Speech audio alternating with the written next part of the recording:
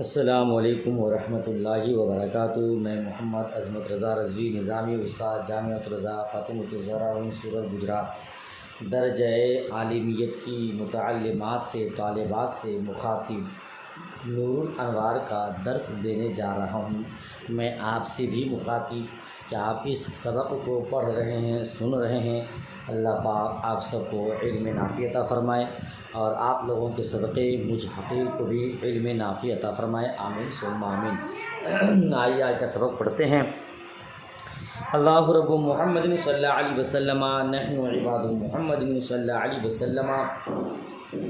اللہم رب اشرح لی صدری ویسر لی امری واحلل عقدۃ من لسانی یفقہوا قولی۔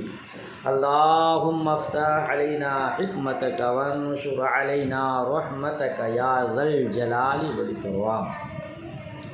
بسم اللہ الرحمن الرحیم۔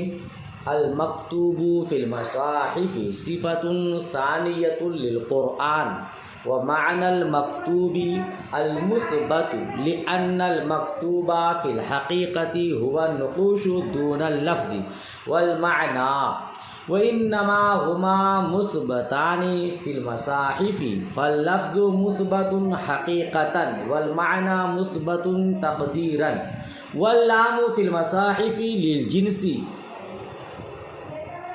ولا يضر تعميمه لغير القرآن لأن القيد الأخير يخرجه أو للعهد والمعهود هو مصاحف القراء السبعة وهو متعارف بين الناس لا يحتاج إلى أن يعرف فيقال هو ما كتب فيه القرآن حتى يلزم الدور يحترز بهذا القيد عما نسخت تلاوته دون حكمه كقوله تعالى الشيخ والشيخة إذا زنيا فرجموهما الشيخ والشيخة إذا زنيا فرجموهما نكالا من الله والله عزيز حكيم۔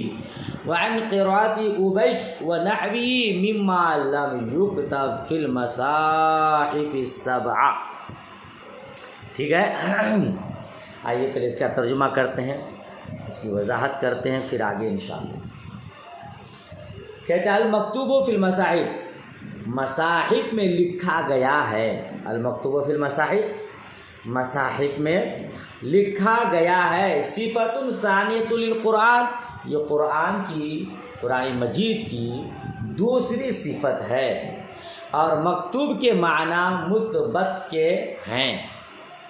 مکتوب کا معنی مثبت ہے کیونکہ مکتوب حقیقت میں وہ نقوش ہے، لفظ اور معنی نہیں۔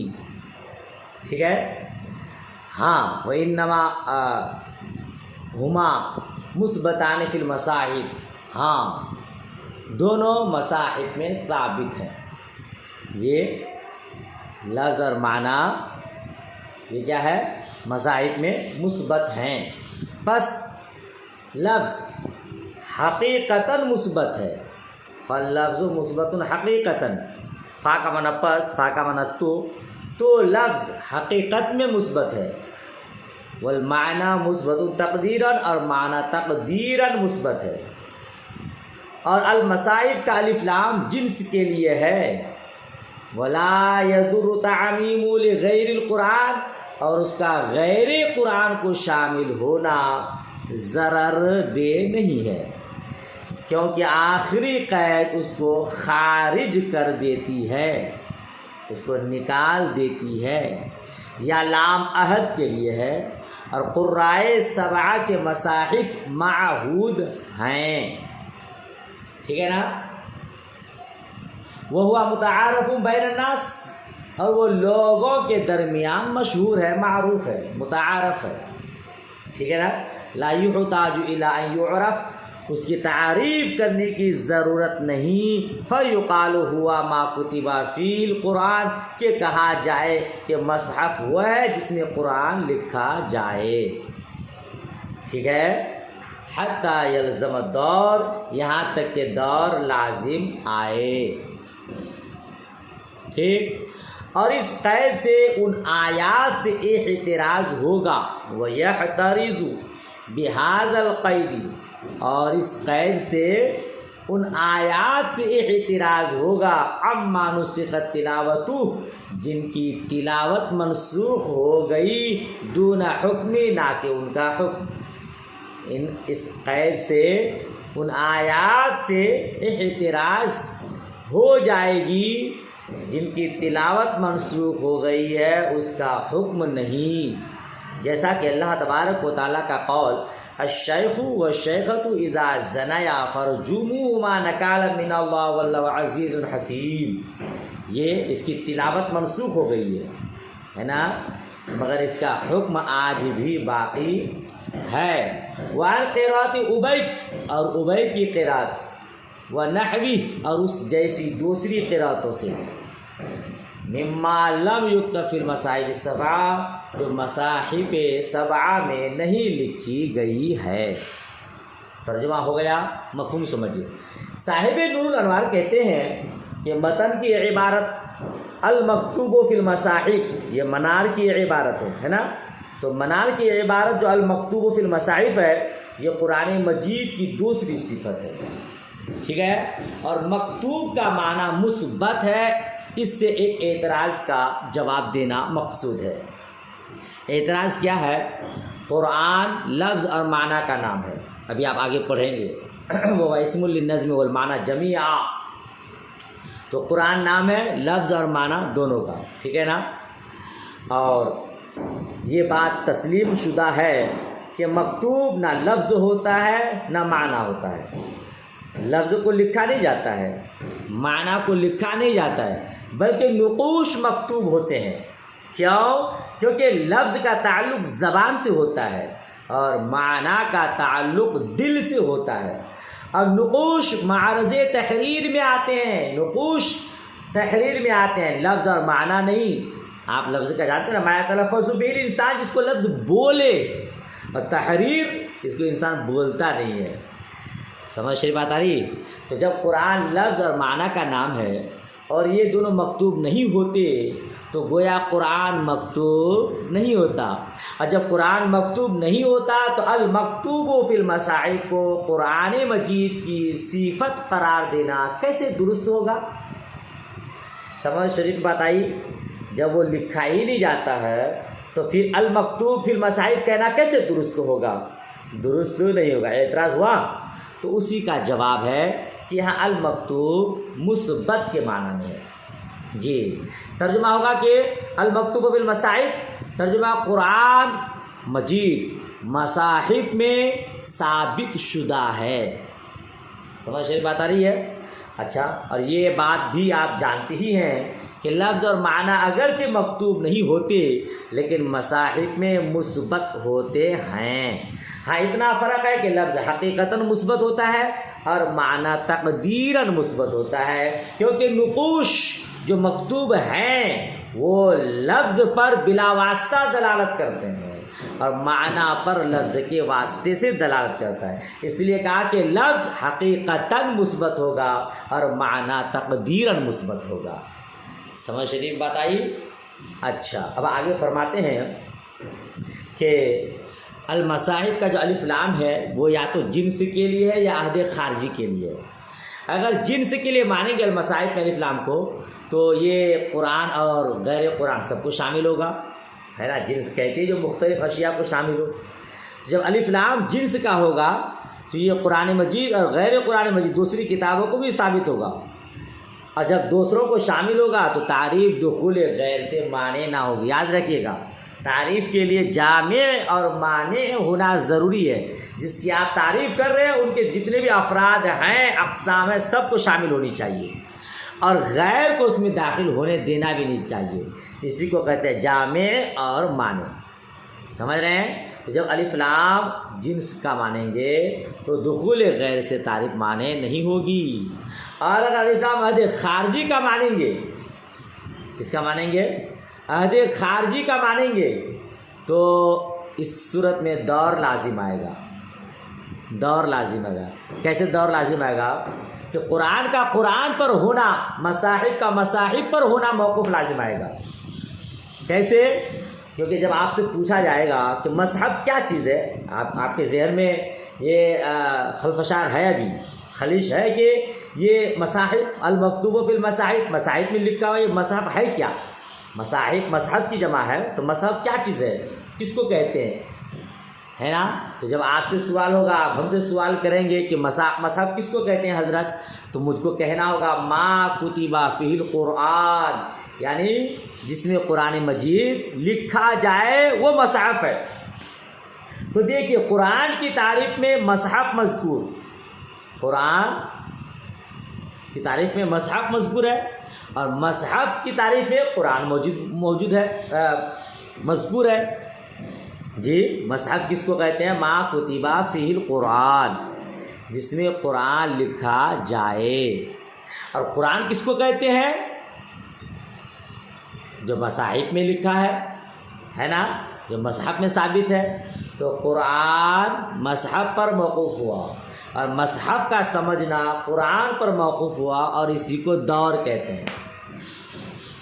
توقف الشیء علی نفسی، اپنے آپ پر شے کا موقوف ہونا، اسی کو دور کہتے ہیں۔ اور دور باطل ہے، تو یہ دور جس کی وجہ سے باطل ہو وہ خود بھی باطل، لہذا المکتوب فی المصاحف، قرآن کی تعریف کرنا باطل۔ سمجھ رہے ہیں؟ تو اس کا جواب یہ دیں گے آپ کہ الف لام جنسی مراد لینے کی صورت میں المصاحف کا غیر قرآن کو شامل ہونا کوئی تکلیف دہ، ضرر دہ، نقصان دہ نہیں ہے۔ کیوں؟ کیونکہ اخیر میں ابھی پھر آپ تعریف پڑھیں گے آگے، المنقول عنہ نقلا متواترا بلا شبہۃ، یہ جو آگے کی قید آئے گی وہ غیر قرآن کو قرآن ہونے سے خارج کر دے گی۔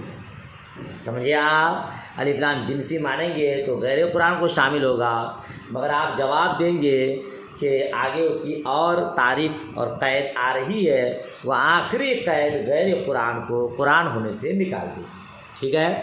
اور اگر الف لام حد خارجی کا مانتے ہیں تو اس کا معہود کیا ہوگا؟ قرائے سبعہ۔ جی الف لام حد خارجی کی صورت میں مصاحف سے قرائے سبعہ، قرائے سبعہ نہیں سمجھے، 7 قاری ہیں، آپ کے حاشیہ میں موجود ہے۔ نافع مدنی، نمبر 2 ابن کثیر عبداللہ مکی، نمبر 3 ابو عمر بصری، نمبر 4 ابن عامر دمشقی، نمبر 5 عاصم کوفی، نمبر 6 حمزہ کوفی، اور نمبر 7 کسائی کوفی۔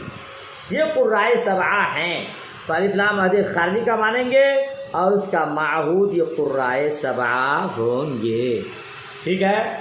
اچھا، یہ کہتے ہیں کہ الف لام حد خارجی کا ماننے کی صورت میں دور لازم آئے گا، تو صاحب نور الانوار فرماتے ہیں کہ نہیں لازم آئے گا، کیونکہ مصحف کی تعریف کرنے کی ضرورت ہی نہیں ہے۔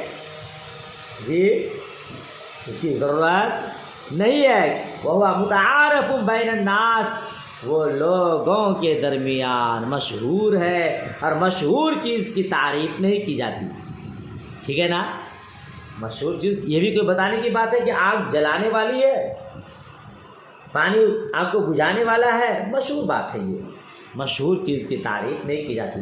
جب مصحف کی تعریف کرنی پڑے تو دور لازم آئے گا، مگر وہ لوگوں میں مشہور ہے، اس کی تعریف کرنے کی ضرورت ہی نہیں ہے، لہذا دور لازم نہیں آئے گا۔ سمجھ شریف میں بات آ رہی ہے؟ اچھا، اب کہہ رہے المکتوب فی المصاحف، یہ جو قرآن مجید کی دوسری صفت ہے، اس کا فائدہ کیا ہے؟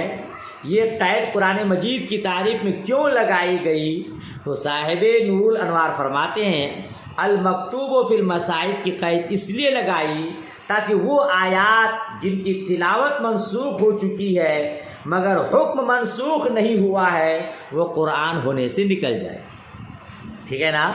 جن کی تلاوت ہوتی ہے، جو مصاحف میں ثابت ہیں، مکتوب ہیں، وہ قرآن مجید ہے۔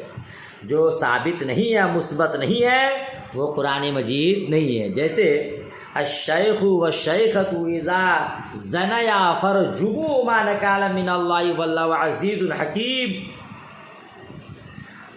جب شیخ اور شیخہ یعنی بوڑھے شادی شدہ لوگ ہے نا، آپ جانتے ہیں زنا کی حد، تو اس میں ہے کہ الشیخ والشیخۃ اذا زنیا فرجموہما نکالا من اللہ واللہ عزیز حکیم. جب بوڑھے اور بوڑھیاں دونوں زنا کر لیں تو ان دونوں کو رجم کرو، نکالا من اللہ، اللہ کے عذاب سے بچنے کے لیے. واللہ عزیز حکیم، اللہ غالب حکمت والا ہے. جی جب بوڑھے آدمی، یہی حکم شادی شدہ لوگوں کے لیے ہے، جب کوئی شادی شدہ مرد شادی شدہ عورت زنا کر لیں، اس برے حرکت کو انجام دے دیں تو شریعت کا حکم یہ ہے کہ انہیں رجم کیا جائے گا، سنگسار کیا جائے گا، اعلان کیا جائے، میدان میں لایا جائے، سب لوگ آ جائیں، چاروں طرف سے پتھر برسائے جائیں یہاں تک کہ وہ اس دنیا سے رخصت ہو جائے. ہے نا، یہی ہے نا.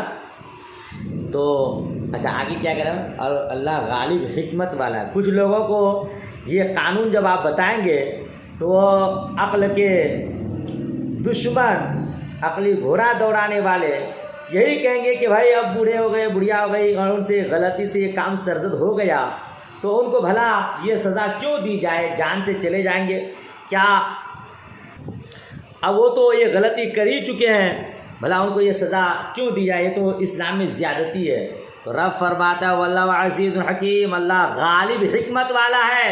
ارے جب کسی شادی شدہ سے یہ جرم ہو جائے، ان کو یہ سزا لگ جائے، یا کنوارے کو نے یہ جرم کیا اور اس کو 100 کوڑے لگ جائے، تو پھر آئندہ کوئی دوسرا اس طرح کی حرکت کرنے کی جرأت نہیں کرے گا. اللہ عز و جل غالب حکمت والا ہے، وہ جانتا ہے کہ جب یہ حد لگ جائے گی تو پھر آئندہ جرم نہیں ہوگا. جی آج اگر اسلامی قوانین پر عمل ہونے لگ جائیں تو ہر گناہ کا خاتمہ ہو جائے. زنا بالجبر ہے، عصمت دری ہے، کیا ہے. آج یہ سب اس لیے ہے کہ اسلامی قانون نافذ نہیں. جہاں اسلامی قوانین نافذ ہیں وہاں لوگ ایسے جرم کرنے سے ڈرتے ہیں، 100 مرتبہ سوچتے ہیں، ہے کہ نہیں؟ تو اللہ پاک غالب حکمت والا ہے. اس کو یہ کہنا کہ اسلام میں زیادتی ہے، یہ نری جہالت ہے، بالکل جہالت ہے. بہرحال تو دیکھیے یہ آیت قرآن مجید میں آج موجود نہیں ہے، مگر اس کا حکم موجود ہے. اس کا حکم موجود ہے تو کیا اس کو قرآن کی آیت کہیں گے؟ نہیں. المکتوب فی المصاحف، قرآن وہ جو مصاحف میں مثبت ہے، ثابت ہے، یہ آیت قرآن مجید میں موجود نہیں ہے. لہذا بھلے اس کا حکم موجود ہے پھر بھی اس کو قرآنی آیت نہیں کہیں گے. ٹھیک ہے.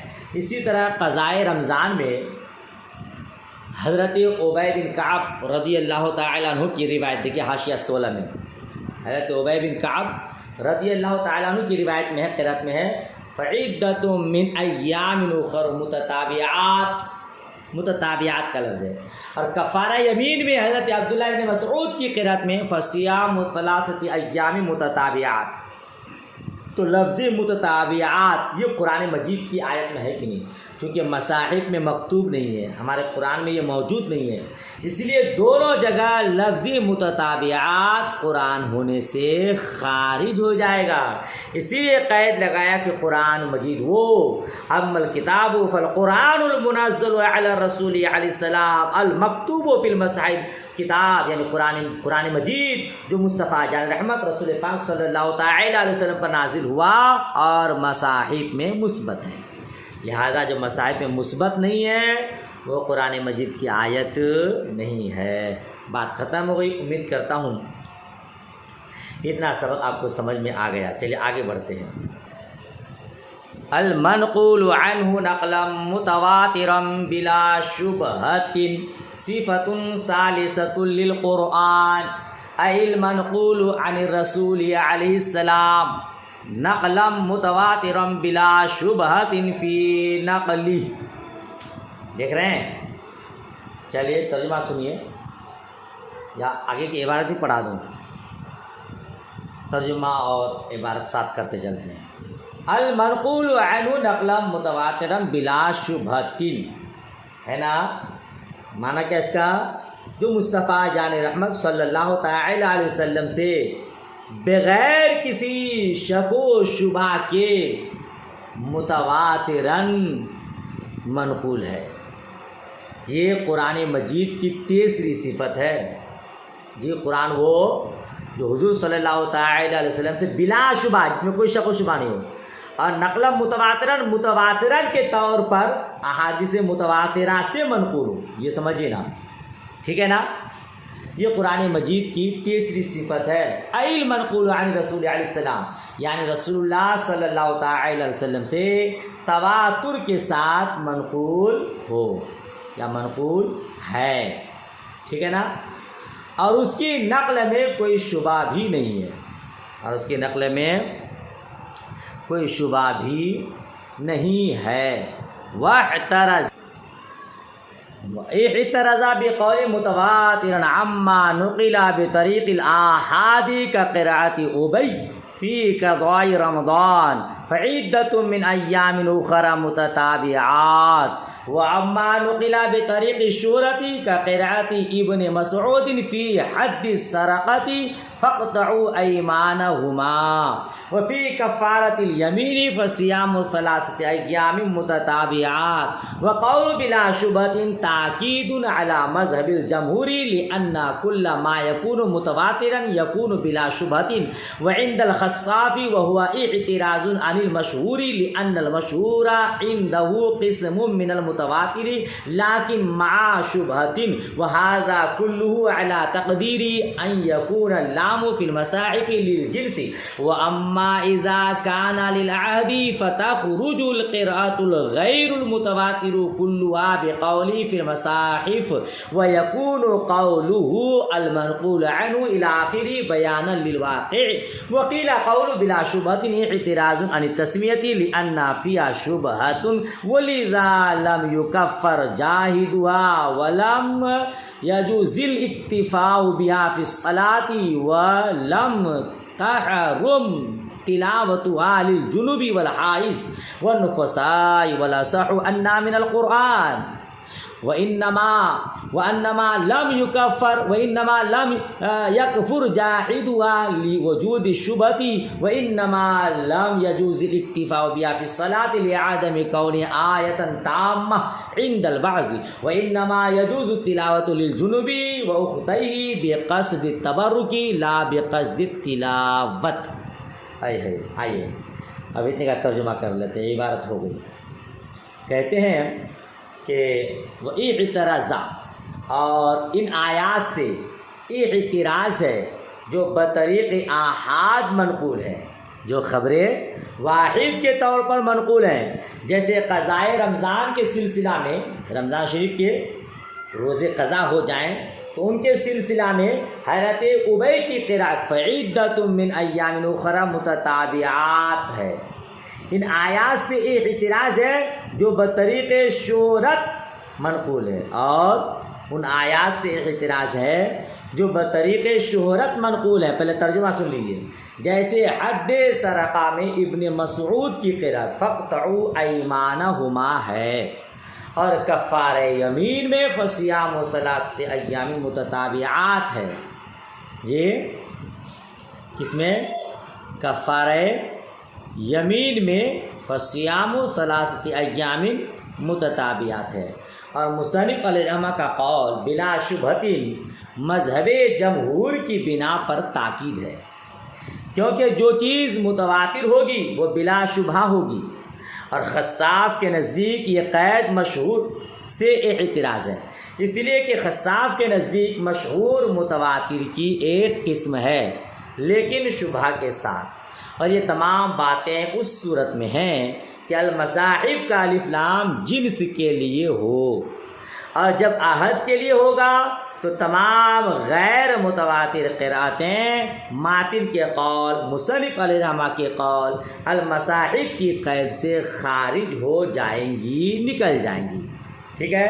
اور المنقول عنہ الی آخر، یعنی المنقول عنہ نقلا متواترا بلا شبہۃ، کہتا المنقول عنہ آخر تک، ٹھیک ہے نا، واقع کا بیان ہوگا، اور کہا گیا کہ ماتن کا قول بلا شبہ تسمیہ سے ایک اعتراض ہے، کیونکہ تسمیہ کا قرآن میں سے ہونے میں شبہ ہے۔ یہی وجہ ہے کہ اس کے منکر کو کافر نہیں کہا جاتا ہے، اور نماز میں اس پر اکتفا کرنا جائز نہیں ہے۔ اور جنوبی شخص اور حیض و نفاس میں مبتلا عورت کے لیے، حیض و نفاس والی کے لیے اس کی تلاوت حرام نہیں ہے، ٹھیک ہے، لیکن زیادہ صحیح یہ ہے کہ تسمیہ قرآن سے ہے اور اس کا منکر کافر نہیں ہوتا، کیونکہ شبہ موجود ہے، اور نماز میں اس پر اکتفا کرنا اس لیے ناجائز ہے کہ وہ بعض کے نزدیک پوری آیت نہیں ہے۔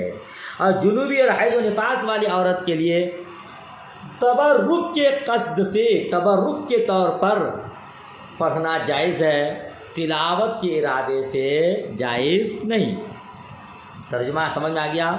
آئیے اب تھوڑی سی وضاحت کرتا ہوں۔ دیکھیے، المنقول عنہ نقلا متواترا بلا شبہۃ، یہ قرآن مجید کی تیسری صفت ہے، یعنی قرآن ایسا کلام ہے جو رسول پاک صلی اللہ تعالی علیہ وسلم سے تواتر کے ساتھ نقل کیا گیا ہو، ٹھیک ہے نا، اس کو نقل کرنے میں کوئی شبہ نہ ہو۔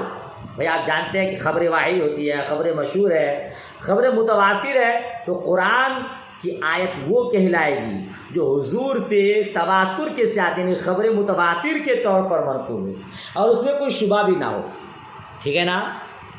اچھا یاد رکھیے گا، یہ تعریف ہمارے اعتبار سے ہے، ورنہ بعض وہ صحابہ جنہوں نے اللہ کے نبی صلی اللہ تعالی علیہ وسلم سے سنا ہے، ان کے حق میں تواتر موجود نہیں ہے، ٹھیک ہے نا۔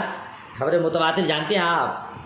چلے پھر بھی بتا دیتا ہوں، خبر متواتر وہ خبر، وہ حدیث جس کے روات، جن کے راوی ہر زمانے میں اس قدر کثیر ہو کہ عادتاً ان کا جھوٹ پر اتفاق کرنا محال ہو۔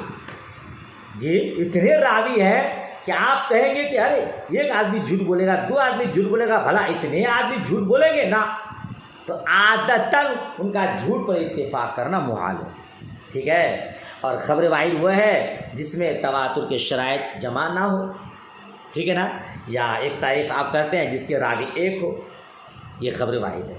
اور خبر مشہور وہ ہے جس کے لیے قرآن اول زمانے میں، یہ خبر مشہور وہ ہے جس کے راوی قرن اول کے بعد تواتر حاصل ہوا ہو، یا جس کے ایسا بولیے خبر مشہور جن کے راوی ہر دور میں کم سے کم 3 ہو، ہے نا، وہ خبر مشہور ہے۔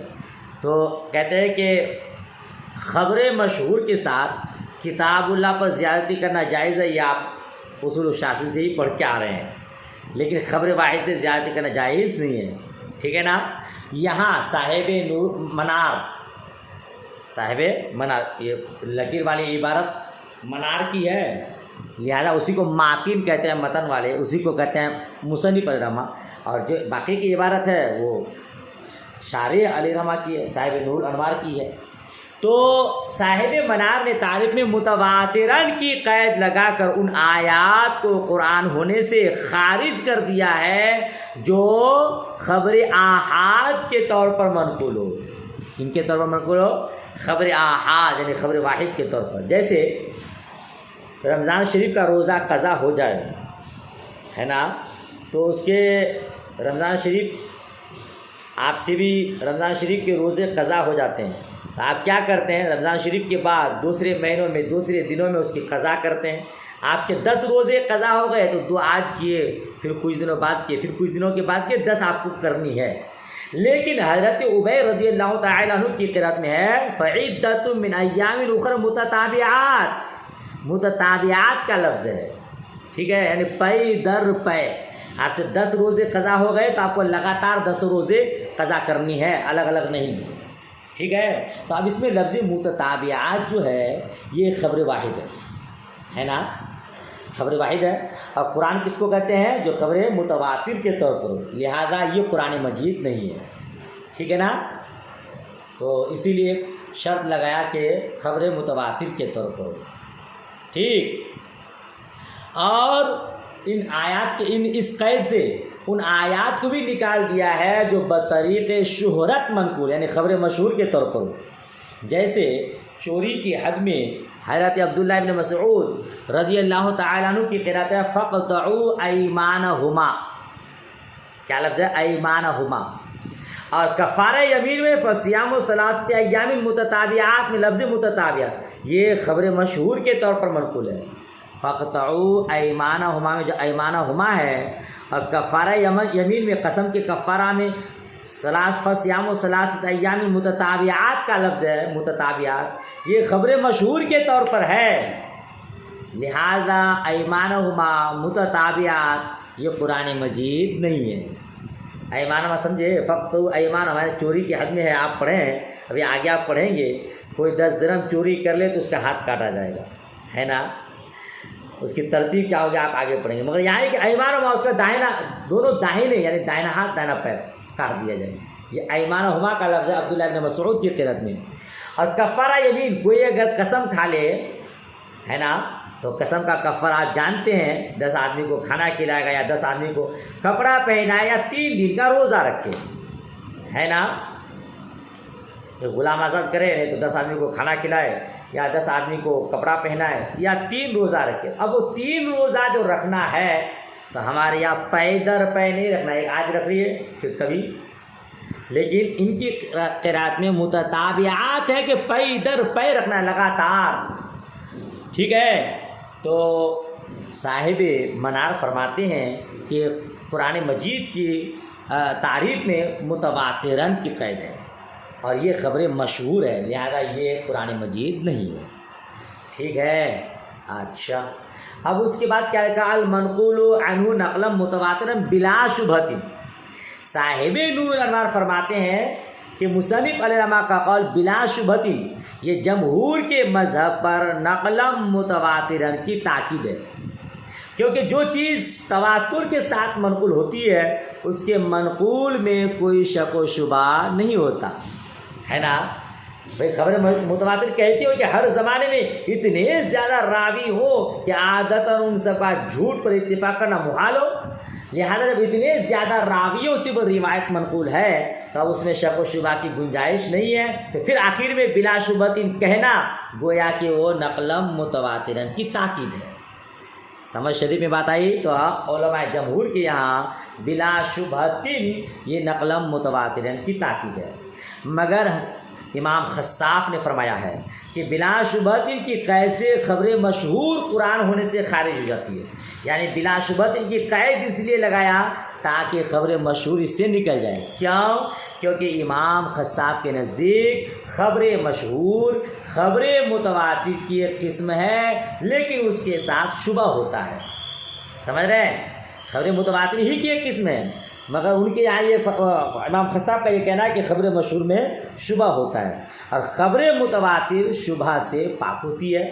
پس بلا شبہ کی قید لگا کر خبر مشہور کو قرآن ہونے سے خارج کر دیا گیا ہے. سمجھ شریف میں بات آ رہی ہے.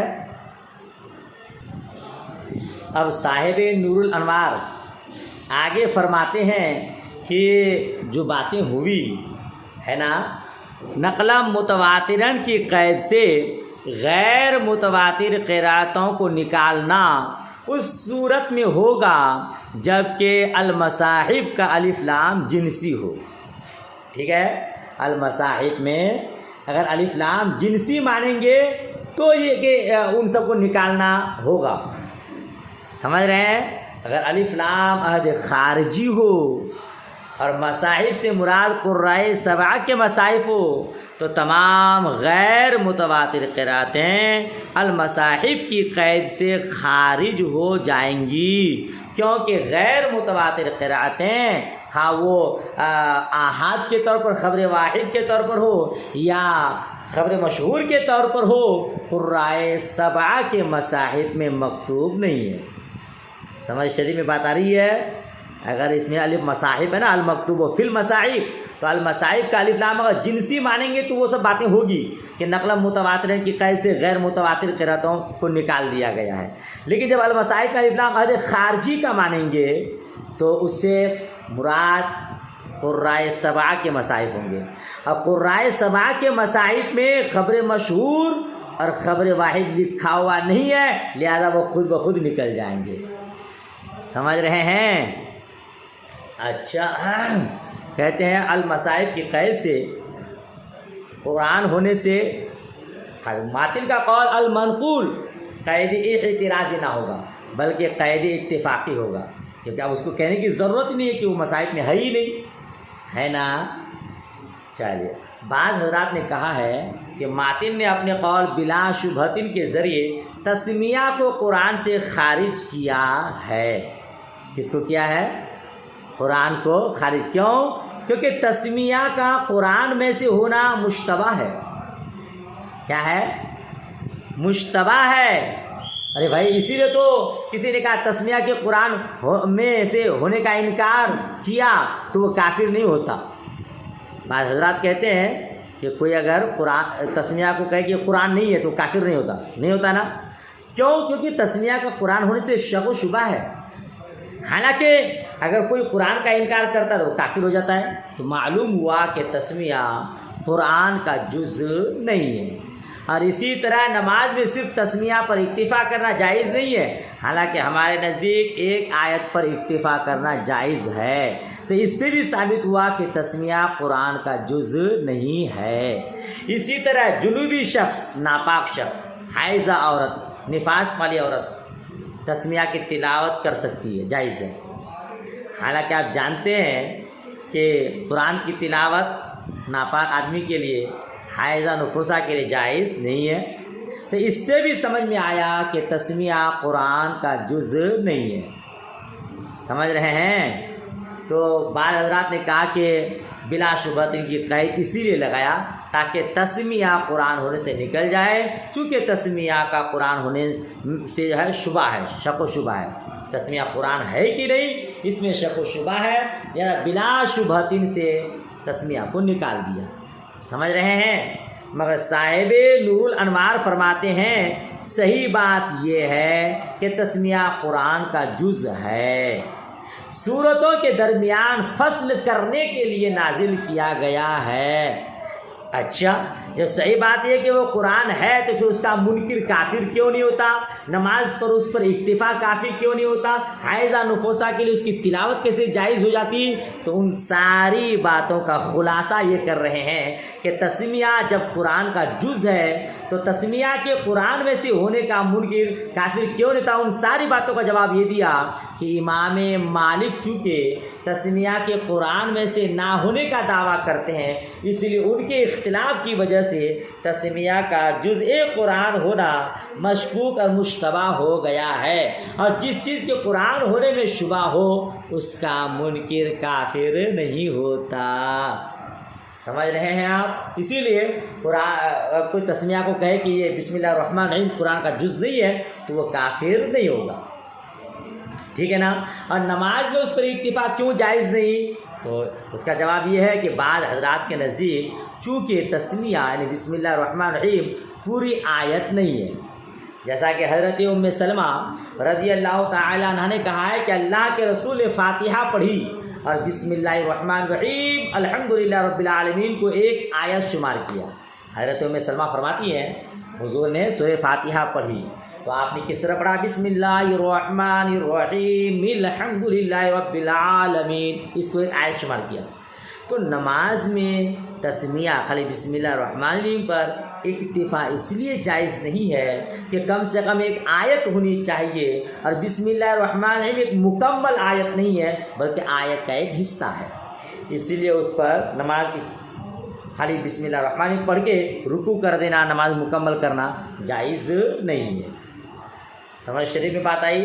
اچھا، جب یہ بسم اللہ الرحمن الرحیم قرآن کی آیت ہے تو پھر حائضہ تلاوت کیسے کر سکتی؟ نفاس والی تلاوت کیسے کر سکتی؟ تو اس کا جواب دیا کہ تلاوت کے طور پر نہیں پڑھ سکتی، دعا کے طور پر، تبرک کے طور پر پڑھ سکتی ہے۔ سمجھ رہے ہیں؟ ارے بھائی، آپ اگر ناپاکی کی حالت میں ہو تو کیا آپ کھانا کھانے سے پہلے بسم اللہ الرحمن الرحیم پڑھیں گے؟ پڑھیں گے نا؟ جی پڑھیں گے۔ تو یہ برکت کے لیے اور دعا کے طور پر، تلاوت کے طور پر آپ ناپاکی کی حالت میں نہیں پڑھ سکتے، ٹھیک ہے نا۔ اچھا ایک بات اور کچھ فائدے کی باتیں بتا دیتا ہوں، یاد رکھیے گا۔ علامہ تفتح زانی رحمۃ اللہ تعالی علیہ نے فرمایا ہے قرآن پاک میں 2 طرح بسم اللہ کا ذکر کیا گیا، ایک سورہ نمل میں ہے نا، وَأَنَّهُ مِن سُلَيْمَانَ وَأَنَّهُ بسم اللہ الرحمن الرحیم، یہ سورہ نمل میں ایک آیت کا حصہ ہے بسم اللہ الرحمن الرحیم، اور ایک سورتوں کے شروع میں ہے، ہر سورت کے شروع میں نہیں ہے، سورہ توبہ کے علاوہ بسم اللہ الرحمن الرحیم۔ تو کہتے ہیں کہ سورہ نمل والی بسم اللہ قرآن پاک کا جز ہے، اس میں سب کا اتفاق ہے، اور جو سورت کے شروع میں ہے جو سورتوں کے شروع میں ہے اس کے بارے میں اختلاف ہے۔ امام مالک نے کہا کہ بسم اللہ قرآن ہی کا جز نہیں ہے، جب قرآن ہی کا جز نہیں ہے تو فاتحہ کا بھی جز نہیں ہے، اسی وجہ سے امام مالک بسم اللہ کو نماز میں نہ جہرن پڑھنے کی اجازت دیتے ہیں نہ سرن۔ امام مالک رحمۃ اللہ تعالیٰ علیہ کے یہاں نہ آواز سے بسم اللہ الرحمن الرحیم پڑھنا ہے نہ آہستہ سے، ٹھیک ہے، مگر احناف اور شوافی نے کہا کہ بسم اللہ قرآن کا جز ہے، قرآن کا جز ہے، ہمارے یہاں بھی اور شوافی کے یہاں بھی۔ ہاں اس بارے میں اختلاف ہے کہ بسم اللہ سورتوں کا بھی جز ہے یا نہیں، تو احناف اس بات کی طرف گئے ہیں کہ بسم اللہ کسی سورت کا جز نہیں ہے، یہاں تک کہ سورہ فاتحہ کا بھی جز نہیں ہے، اور شوافی اس پر تو متفق ہے کہ بسم اللہ سورہ فاتحہ کا جز ہے، مگر اس بات میں اختلاف ہے کہ بسم اللہ دوسری سورتوں کا بھی جز ہے یا نہیں۔ تو بعض شوافی کہتے ہیں جس طرح سورہ فاتحہ کا جز ہے اسی طرح دوسری سورتوں کا بھی جز ہے، اور بعض شوافی کہتے ہیں کہ باقی دوسری سورتوں کا جز نہیں ہے۔ سمجھ شریف میں بات آئی؟ ہم احناف کے یہاں بسم اللہ قرآن پاک کا جز ہے اور شوافی کے یہاں بھی، لیکن سورتوں کے شروع میں جو ہے وہ ہمارے یہاں قرآن پاک کا جز نہیں ہے، سورت کا بھی جز نہیں ہے، ٹھیک ہے۔